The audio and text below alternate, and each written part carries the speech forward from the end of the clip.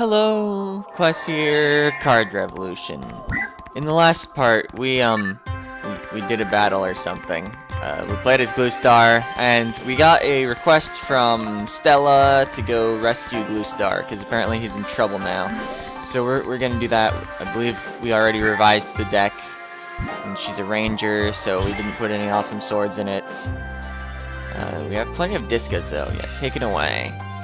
From government, somebody has been kidnapping humanoids. Oh wait.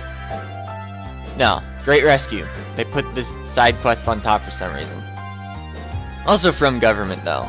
Heard rumors of Ark's activity in Lupus Silva, and now it seems this Gluestar of yours has come into contact. He sends us an emergency message. It seems he's been wounded in combat and needs help. If you want to save him, go now. Default rules, okay. You may only send Stella. So we're gonna go. We're against Mimoru. Beg me, it's her deck name. Before Gluestar was all you're so weak, Stella. Yeah. Stella was like, no way, I'm not. But now this happens. Gluestar sent Stella a message. Yeah. Alright. Stella is awesome. That's what I've concluded. Yeah.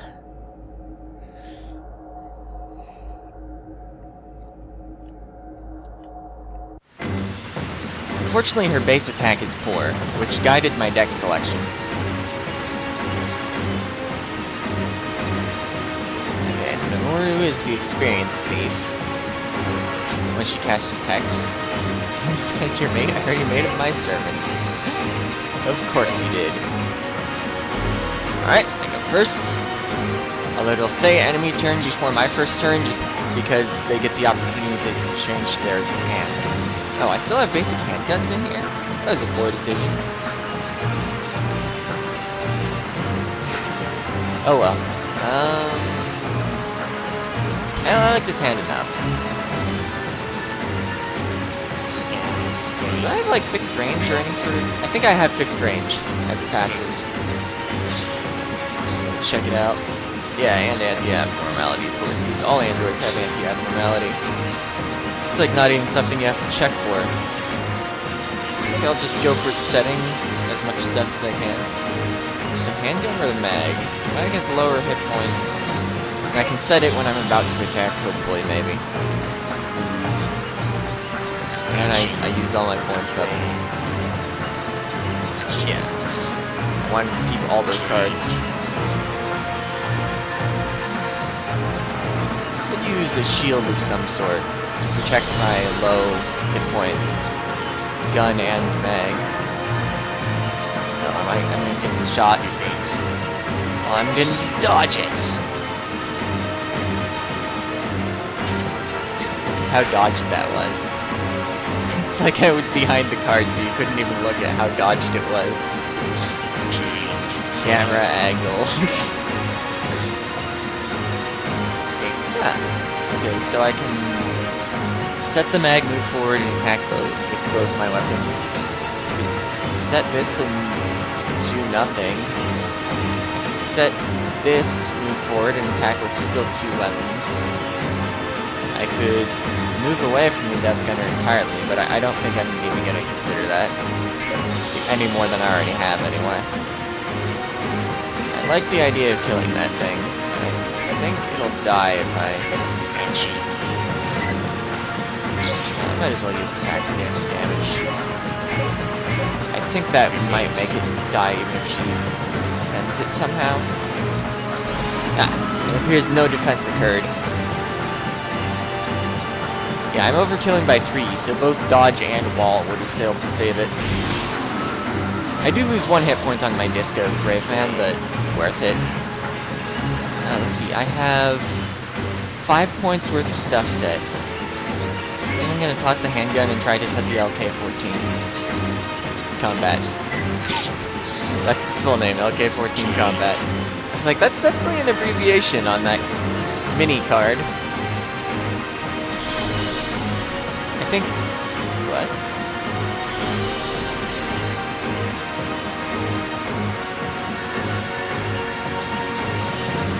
I just noticed...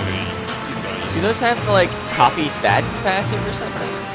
I Ah, nice, a 5. It doesn't quite enable me to do what I want. Sort of passive students have one. Attack dice boost, steady damage. There's one here, attack. Whoa! Whoa! Okay, no effect of using multiples of this card. But apparently, letting a Death Gunner live effectively gives your opponent dice bonus. Oh. Okay, but it also costs 2 hit points per round. I think I want it dead anyway. But how does this other thing compare? So where does its damage come from? I know that... Oh wait, that's a Dark Gunner, not a Death Gunner. The Death Gunner has attack power. This has no attack power. Oh, and this has random attack power and tech power. Gain attack power equals dice roll -1, so it could have up to 5. And this is tech power equal to a die roll, not a die roll -1. Alright, so let's see, what are my options? I could set this, stand in place, and shoot with the Disco Brave Man. Because that would hit the Dark Gunner, and it's only got 2 hit points, not 5 like a Death Gunner. Don't mix those two up. That has 3 move. Could move up to me and attack. Do I just risk her? Honestly, if she spends 3 action points moving at me, I wouldn't even mind losing a piece of equipment. If she manages to roll well on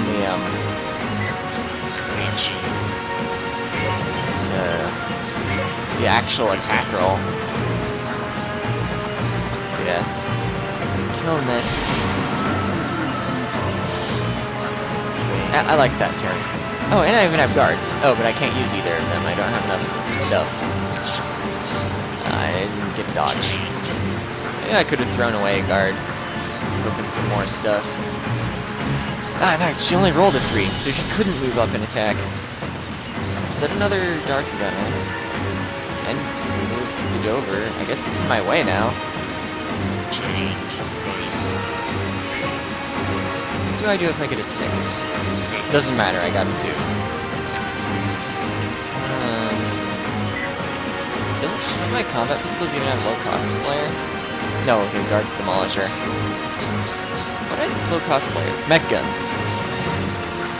I still only got a 1 defense. If I wanted to be farther from Sir the random guy, I could move right and still swing the Disca. But I don't want to move away from the story character. I think I'll settle for where I am, actually. It's rather indecisive, but I can kill the Dark Gunner without using the Disca if I stay put, too. Maybe. Assuming she doesn't have 2 defensive cards to play. I should have checked how many defensive action points she had. She only had a 3 in attack, so she must have had a 3 or less in defense. I think she had a 2. I think she rolled a 3 and a 2, so yeah. This couldn't have been defended after using the guard. So, yeah. She spent her last turn giving me a 3 kill, because she only rolled a 3. Meteor Smash did... Oh yeah, Acid. It does something extra.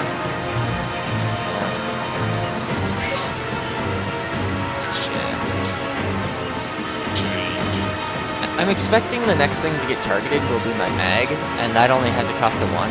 The other high possibility is my handgun. So I'm not going to be able to set anything with a cost of 3 for quite a while. Alright. She rolled a 6 this time. Defense. Really? Casting Zond. Oh! Through that. So it'll deal somewhere from 3 to 8. I can't guard against it anyway, so it's not like I have a decision to make. Well, she targeted the Disca. I kind of didn't expect that, but it makes sense. If you have a strong attack, you hit their strong stuff.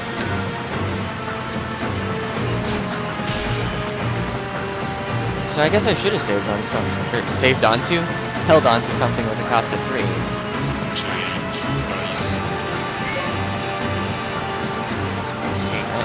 4 isn't quite what I want. I could set the shield and kill the claw most likely. I could move up and attack the guy with 6 hit points. I would barely kill it if they don't defend against anything. I think rather than betting on that, I'm gonna go for taking out this claw. So I have 7 points worth of stuff set now. That's, I guess, good to know.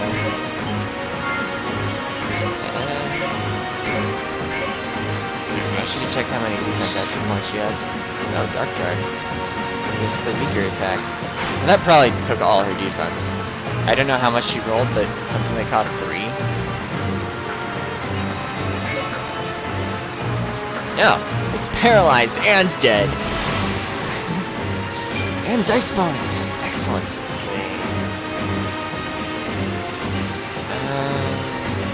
What's that? How do I keep getting 1s in defense? These guards are useless. Well, the next turn I'm guaranteed at least 2. Because I have dice bonus. She rolled double 1s. Oh, and set dice +1, which affects both teams. That's why I don't use it, because you pay for it and both teams benefit. Alright. Can't set anything because I don't have any 1-cost cards. I can move right up to her and attack her creature twice or her twice. I'm gonna move here in case she has like a text she wants to cast next turn. Make it a little more awkward on her. Because I'm gonna have plenty of dice on all my turns because I've got +2. I only need to roll a 2 on either of my 2 dice to be able to move up to her and attack with both. Unless she moves away, of course. But oh wait, I've even got range. I only need to move left 1. I'm guaranteed, if she doesn't move or put anything in my way, I'm guaranteed a high enough roll on my next turn to move into position and attack with both my weapons. I should have probably discarded some stuff. I wasn't even thinking about that. I was just like, yeah, hit next. And she got a 4. Sets a claw, sure. I did set a shield, so... Oh, another dice +1. We're really gonna be rolling high now. She didn't move herself, though. It's curious. I could guard this. Sure. Maybe I'll get a handgun or a mag to fill up my 8 points worth of stuff I'm allowed to have at once, and then I can deal even more damage. It's my new card. Oh, it's a rifle. Yeah, I should toss some stuff.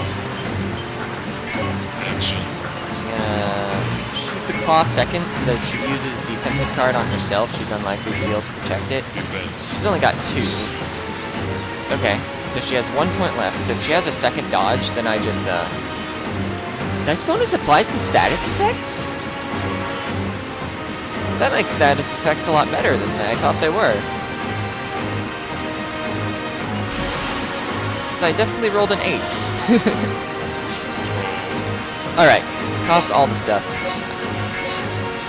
I need attack actions, and I need low-cost cards to fill in my last 1. Because I doubt she's even going to break my shield this turn. Oh, she did roll, well, 5, and it got boosted to 6. Alright, there's a Death Gunner. Alright.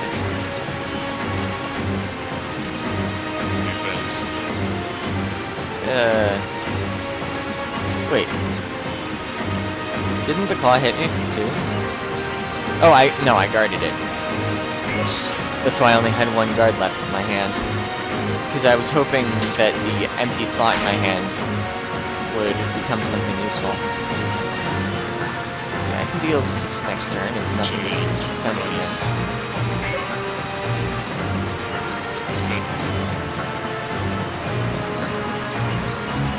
Oh wait, I can deal 7. That's the attack action. I want the Death Gunner dead, and if she doesn't defend, it dies to shooting the combat rifle plus using attack. So I'm gonna just shoot the handgun at her. If she has a defensive card, she'll use it on herself. I guess she could have 2 defensive cards, in this case the strategy breaks down a little, but if she had 2 defensive cards, it wouldn't even matter where I shot. Alright, I got a little damage on her, and I get to kill the Death Gunner. Wait. It didn't look like my dice bonus applied there. I didn't know what's going on in this game. I'll hold on to the shield to replace my current shield. Boost is fine. I think she still can't attack me with... Oh no, paralysis wore off. She could attack with her story character.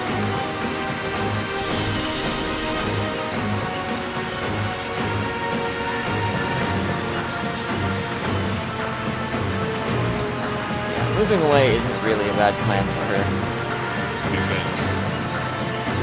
I'm just gonna keep guarding, apparently. I've used every guard in my deck now. I don't think I've made it through the whole deck, so it hasn't cycled back through. Well, I have been tossing a lot of cards. Change. Dice. Set. Ah, nice mag. That will allow me to execute basically the same strategy as the previous turn, but instead of using an attack card on my second attack, both my attacks just have extra damage. Oh, so I can use attack with the handgun. Because with 2 mags, my LK-14 combat already deals 5.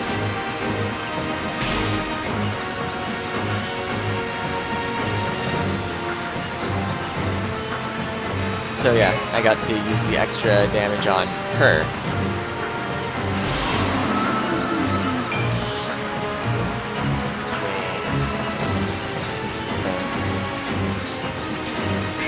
Oh, I guess I would be hoping for more action cards, because I'm full up on stuff. I have so many rings around me, because some of those are cost 1.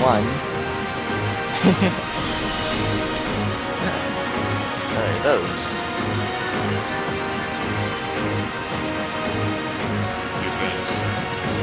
Wait, wouldn't it have been better to attack with the creature? I guess I'll reduce it. I think she only had 1 point, so yeah. The creature could have done 0 to 5, so the expected value would have been higher if she'd attacked with her creature. 9 and 5. Because she layered on 2 dice bonuses, and I have... I'm fast. I have 4 moves. I could move all the way around her and just hit her. Or I would need both my weapons to kill her creature. I think I'm interested in just attacking her. Defense. I'm getting her low enough that I can start thinking about finishing her off. And not this turn, obviously, but...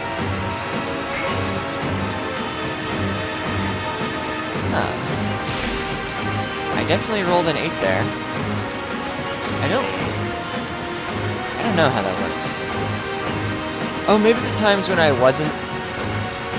I might have confused times where my number was under 6 for it continuing to roll instead of adding the bonus. Because, I mean, the number all flips around pretty wildly while you're just watching it roll. So, the bonus getting added in could have been disguised as part of the numbers rolling. Wow, that was a productive turn on her part. Oh yeah, you can't have more than 9.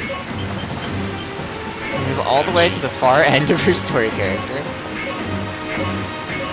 And this probably finishes it.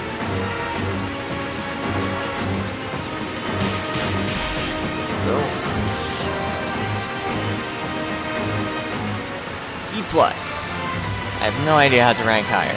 I wish they actually told you what was contributing to your score. Instead we get this gigantic stat screen at the end that just tells you everything that happens. I mean, I would think my numbers were pretty good. I used attack actions, I defended, I drew cards. 21 turns, really. I didn't take much damage at all. I gave a lot of damage. Look, I did 56 and took 9. I destroyed 9 cards and only had 1 of mine destroyed. Average damage was apparently 1.3. Because Stella is kind of weak on the base attack. Mags did help, though. I like those in the deck. Alright, what do we get? Poison Motion. Alright. grab it, sure. Okay, sure. Dodge. Whoa! Okay, we got a Del Saber's Buster, and we got a Wolf. So what are you? Link AP Speed Up. It gains 1 AP for every attack on any opponent if equipped together with Del Saber's Shield. Do I have a Del Saber's Shield? I know I have one other Link item. I'll have to check. Ha! Stella can take on anything. Yeah. Stella's so happy Gluestar's injury isn't very serious. When you leave it up to Stella, everything is wonderful, yeah. Tee, the hunters would never get anywhere without Stella.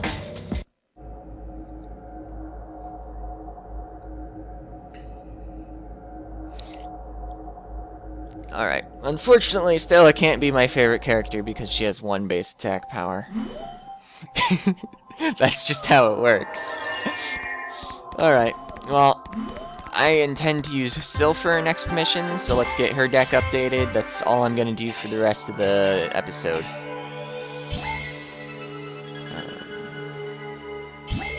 Because Sylpher, she has base attack power. Like, I mean, look at all this base attack power. 3. And no passives, because she's a stat character. There's 1 in every class. We get 1 stat hero side hunter, 1 stat hero side ranger. At least I'm pretty sure there's a stat ranger. Anyway. Do I have a Del Saber's Shield? I don't know if I'll use the Del Saber thing anyway, but... Block 2. Oh yeah. Disables 2 cost defensive action cards, which seems arbitrary. Or maybe I've even had a different sword, and I thought it was a shield because it would have mentioned a shield. Oh yeah, I have Flowen's sword. It links with Flowen's shield. Okay. I feel like without the link, this is a terrible card.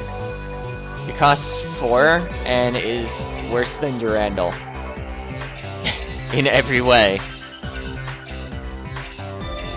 Well, in every way where there's a difference. Because, yeah. Even with the shield, it's not too impressive for costing 4. Let's take out Durandal. I don't... Did I put Tex in this deck even? Yeah, yeah, I don't have Tex in this deck, so let's not worry about Tech okay. Let's worry about having double sabers in because they're amazing. Daggers. I do have enough base attack power that daggers are good. Do I prefer them over sabers? Sabers have 1 hit points. Daggers break easily. How many shields do I have in this deck? Just 2? I don't want to take the daggers out just for their lack of survivability. Dragon Slayer. It's Native Slayer and Dark Slayer. Kills a wide variety of creatures. Oh, and it has the sword type of range. I like the idea of this.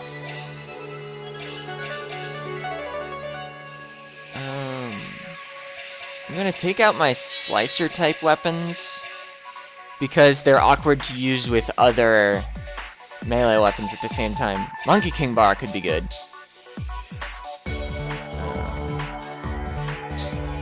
Because it'll deal 4 even if I don't use it with a attack action card. And so I should be able to build it up, hopefully. Pretty easily anyway. Oh, let's put another dodge in. I like defensive actions. You want to be able to use all your action points effectively, and so you need defensive actions to use your defense. I put a defensive action points.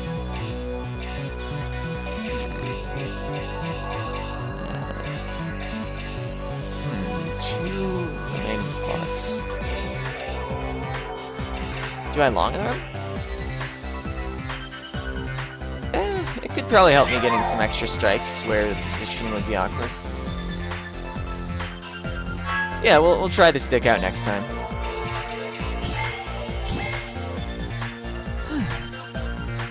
Wow, it's really heavy on action cards. 13 items, 17 actions, and no assists. If only there was like the Swordening or something equivalent to Cave Wind, but for hunters. Because only arcs, I think, have assist cards that boost attack power. Anyway, see ya.